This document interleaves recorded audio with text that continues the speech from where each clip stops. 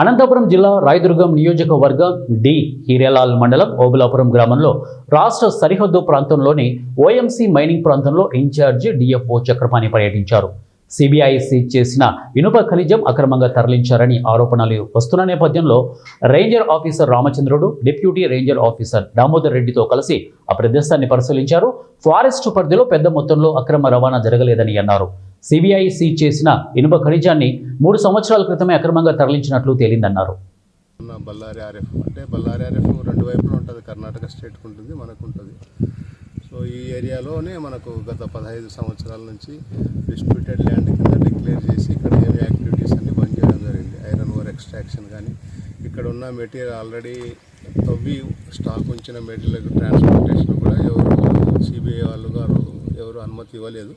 So ఈ మధ్య కాలంలో ఏంటంటే ఇక్కడ అప్పుడు సీజ్ చేసింది ఎప్పుడు 2009-10 ప్రాంతంలో సిబిఐ చేసిన మెటీరియల్లో గత 2-3 రోజుల నుంచి చాలా ట్రాన్స్పోర్ట్ చేస్తున్నారనే కంప్లైంట్తో రావడంతో ఇక్కడ విజిట్ చేయడం జరిగింది. బట్ ఇక్కడ చూస్తే ఈ 2-3 రోజుల్లో పెద్ద 2-3 ట్రిప్స్ తక్కువ ట్రక్స్ తప్ప ఎక్కువ పోయినట్టు మెటీరియల్ ఆనవాళ్ళు కనపడడం లేదు.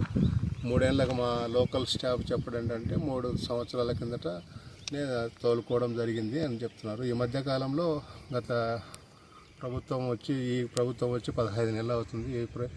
ఈ కాలంలో అయితే ఎక్కువ ఇల్లీగల్ ట్రాన్స్పోర్టేషన్ ఏం జరగలేదని ఇక్కడ చూస్తే కూడా తెలుస్తుంది. అలాగే మా వాళ్ళు పనిచేసే కింది స్థాయి అధికారులు కూడా చెప్తున్నారు. బట్ ఎనీహౌ ఇక్కడ మెటీరియల్ యాక్చువల్గా సీజ్ చేసినప్పుడు ఫర్మ్కే హ్యాండ్ ఓవర్ చేశారా, లేకుంటే మైనింగ్ డిపార్ట్మెంట్కి హ్యాండ్ ఓవర్ చేశారా, ఫారెస్ట్ డిపార్ట్మెంట్కి హ్యాండ్ ఓవర్ చేశారా అని ఇంకా కొంచెం క్లారిటీ లేదు. అది వచ్చిన తర్వాత ఫర్దర్ యాక్షన్ అంటే ఫర్దర్గా ట్రాన్స్పోర్ట్ కాకుండా వాచ్ కూడా మేము కూడా పెడతాము.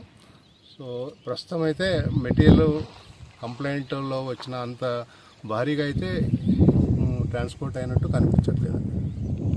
పేరు sir Chakrapani, incharge Anantapuram DFO, నేను సత్యసాయి డిఎఫ్ఓ, అనంతపురం డిఎఫ్ఓ గారు ట్రాన్స్ఫర్ కావడం వల్ల నీకు ఇన్ఛార్జ్లో